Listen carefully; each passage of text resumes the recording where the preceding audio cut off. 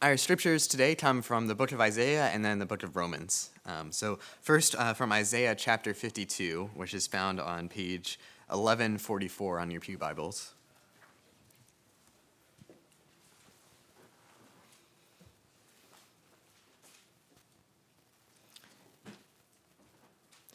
How beautiful on the mountains are the feet of those who bring good news, who proclaim peace, who bring good tidings, who proclaim salvation, who say to Zion, your God reigns. Listen, your watchmen lift up their voices. Together they shout for joy. When the Lord returns to Zion, they will see it with their own eyes. Burst into songs of joy together, you ruins of Jerusalem. For the Lord has comforted his people. He has redeemed Jerusalem. The Lord will lay bare his holy arm in the sight of all the nations, and all the ends of the earth will see the salvation of our God. And then from Romans chapter 10, verses 14 to 17, on page 1761. How then can they call on him whom they have not heard? And how can they believe in the one whom they have not heard? How can they hear unless someone preaches to them? And how can they preach unless they are sent? As it is written, how beautiful are the feet of those who bring good news. But not all the Israelites have accepted the good news. For Isaiah says, Lord, who has believed our message? Consequently, faith comes from hearing the message, and the message is heard through the word of Christ.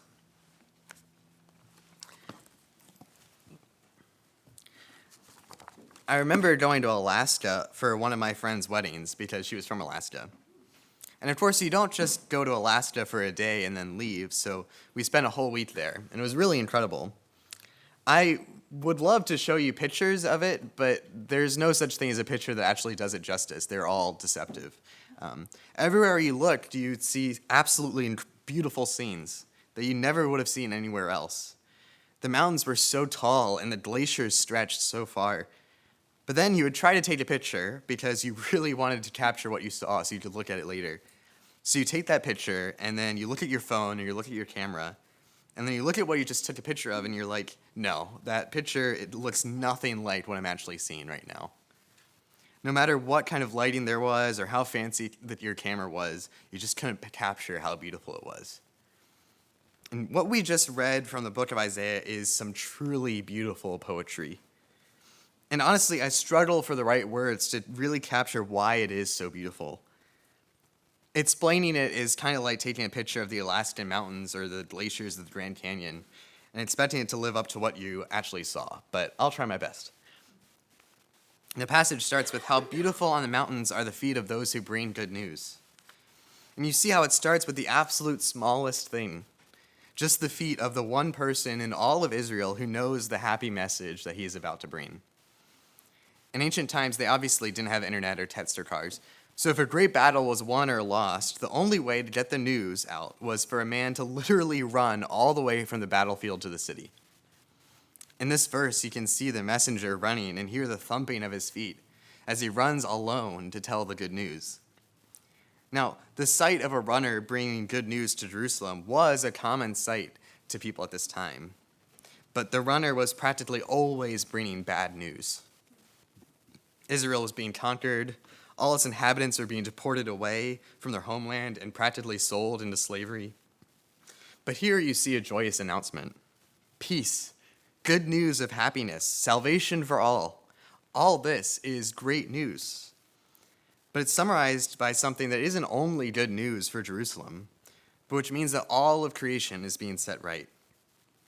This happy messenger can't even wait to get to the walls to tell the watchmen to spread the word, but gets up on a high mountain overlooking Jerusalem and yells, your God reigns. Your God is now king over the whole world.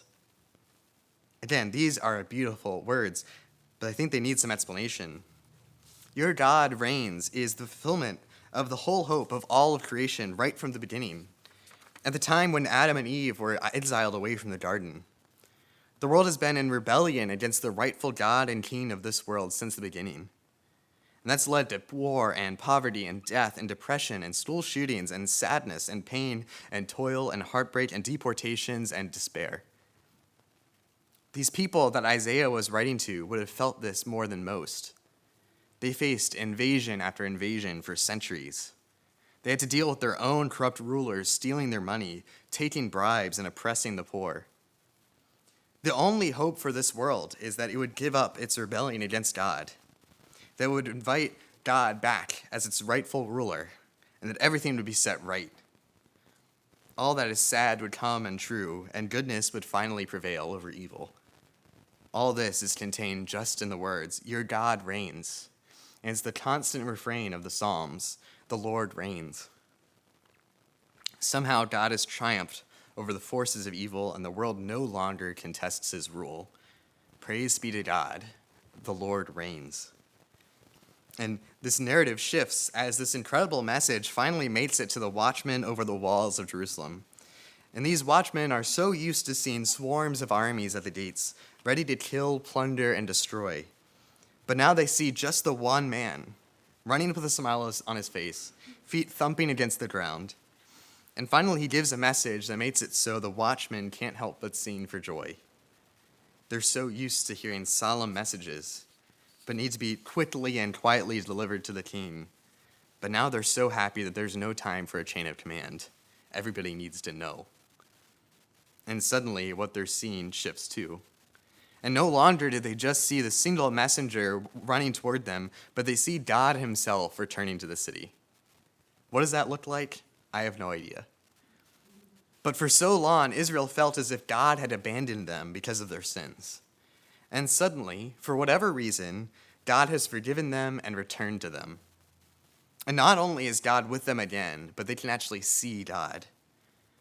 Before, they would die if they even caught a glimpse of God, but now the glory of God is being revealed, and all flesh can see it together. At this point, all of Jerusalem can get together and sing and dance because God has returned to them. God has comforted his people, and not only is God with them, but God reigns over the whole earth. Everything is being set right. There will be no more invasions or deportations or wars anymore, because God alone rules over the whole earth. Everyone comes out of their ruined cities, and their joy at God's return is made all the more sweet by just how sad their situation was just a few moments ago. And finally, all of the nations of the world see what God has done for Israel, and they celebrate with them. Even those nations who just moments ago were Israel's enemies are so caught up in the joyous celebration in Jerusalem that they sing and dance with them. Because it's not just good news for Jerusalem, but for the whole world. There's no mourning or crying or pain anymore, because those former things have passed away. God is making all things new.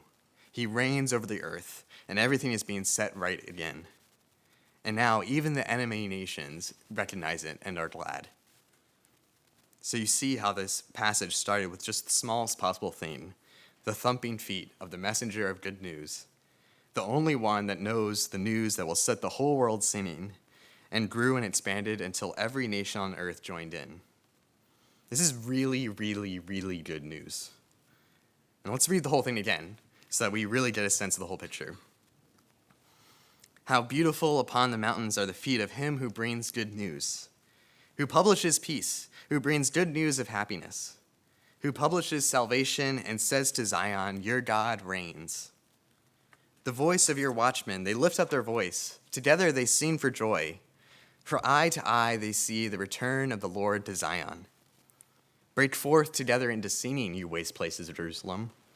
For the Lord has comforted his people. He has redeemed Jerusalem. For the Lord has bared his holy arm before the eyes of all the nations, and all the ends of the earth shall see the salvation of our God. And that brings us to our passage in Romans. He says, how then will they call on him who they haven't believed? And how are they to believe in him who they've not heard?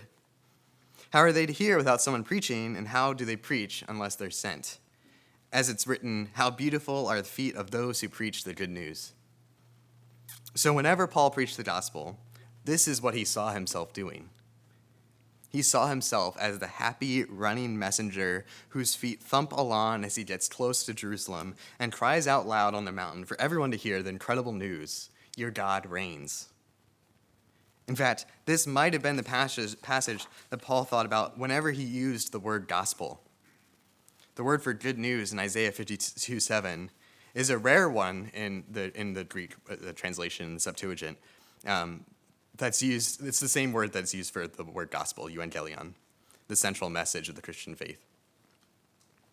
Because God really does reign right now. The happy news has come. God has returned to his people in a way that everyone can see and touch and feel. He has literally entered into the world in the person of Jesus Christ, and he has won salvation for all who believe. He has comforted his people by taking on their suffering, and has lived as a human so he understands every one of our experiences.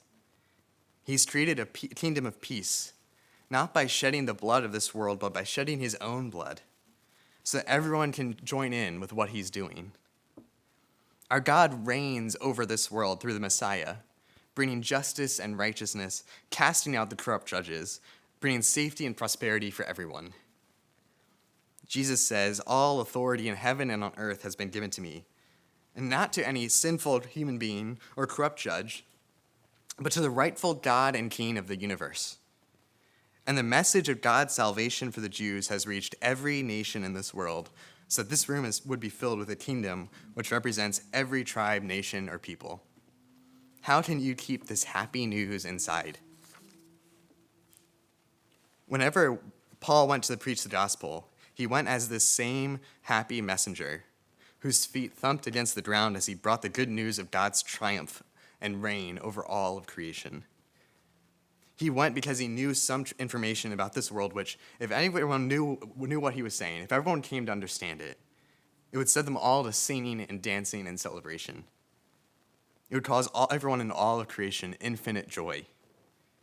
Peace would break out all over the world as they recognized the just authority of the true God and the end of mourning and pain and suffering.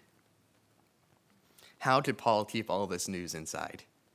Even long enough to make it to the watchmen and let them tell the story.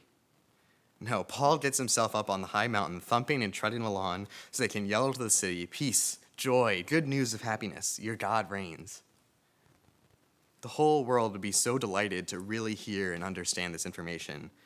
And Paul's joy so overflows into his ministry that he just needs everyone to know. And Paul didn't just see that for himself. He saw that as a vision of what it looked like for anyone to preach the good news. And yes, that includes you. If you really believe the gospel, if you really believe that God has come to set this world right, if you really think that God has won peace for us, if you really think that God reigns, how could you keep that good news inside? Imagine if in that beautiful poem from Isaiah it said, "How beautiful on the mountains are the feet of that person who, knows all the good news, is kind of nervous about telling people, and isn't totally sure how they'll take it, doesn't want to make a fuss, so decides to go to bed early and let everybody figure out for themselves." No, the incredible joy of God's salvation has come to all of us, and our joy in it is made all the more complete by sharing it with as many people as we can. But I really do think that joy is the key to all of this. If you have a hard time telling people about Jesus, then it's really key to lean into the joy that you feel at the gospel. The same joy that caused you to become a Christian in the first place. Because you probably weren't converted by a really well-reasoned argument or someone destroying you with facts and logic. You became Christian probably because you encountered something about the incredible joy from the good news that our God reigns. When I was about 9 years old, Maryland was playing California in football, and California at the time was really good. My dad was one of the coaches for my football team, but I was sick and couldn't play. So I stayed home and watched the game while my dad was coaching. And let me tell you, this game was awesome. Maryland absolutely dominated, and they had a corner named Kevin Barnes who had the most wicked hit I had ever seen on job at best. And yes, this game from 16 years ago is so well drilled into my head that I know every player who played. Well, it was really weird for me because my dad wasn't there to enjoy the game, and it was before smartphones made it, so you could check the score whenever you wanted. So I swear I called him like 5 times when he was trying to coach the game. It had to be annoying. But he never really got mad because every time I called him, I was bringing good news. All this seems natural, if a little bit kind of weird to us. So why is telling people about the gospel so unnatural? It's the same way that you probably were caused to start a hobby by the joy that someone else got when they started talking about their hobby. When I tell people to play some video game or a board game or that I really like, I don't say, well, here are 5 rational reasons that you should play Dominion. No, nobody does that. And that's not really how people come to love Jesus either, even though there's a place for rational argument. The passage doesn't say, how beautiful on the mountains are the feet of those who have come up with a new genius argument for the existence of God. That's not what Paul saw himself doing either. No, the joy of God's salvation has overflowed from the messenger to the watchman to Jerusalem and finally to the whole world. And that's how the kingdom is spread. What that means is that it's hard to tell people about Jesus if you're not excited about him. I don't say that to shame you. It can take a while to do it. And there might be parts of your spiritual life where it's hard to get excited. But we really do have every rational reason to be excited, to have joy, that God reigns over this earth, and every good thing is just a foretaste of the beauty that's coming. That we live in a world that was created by our good Father, and that this whole world is our inheritance. That God has given us his Holy Spirit dwelling inside of each of us, so that God is with us wherever we go. That every square inch of this earth is infused with nothing but meaning. That our lives have a purpose and a significance as part of a kingdom that is in process of saving this world. That the underlying logic that made the world and which governs it today took on flesh, and so has uncovered for us the secret of life which is hidden in plain sight. That the good life is found in giving yourself up in love and service to others as Christ did on the cross. So we can say to every hopeless, ruined part of this creation, to every part of this nation, your God reigns.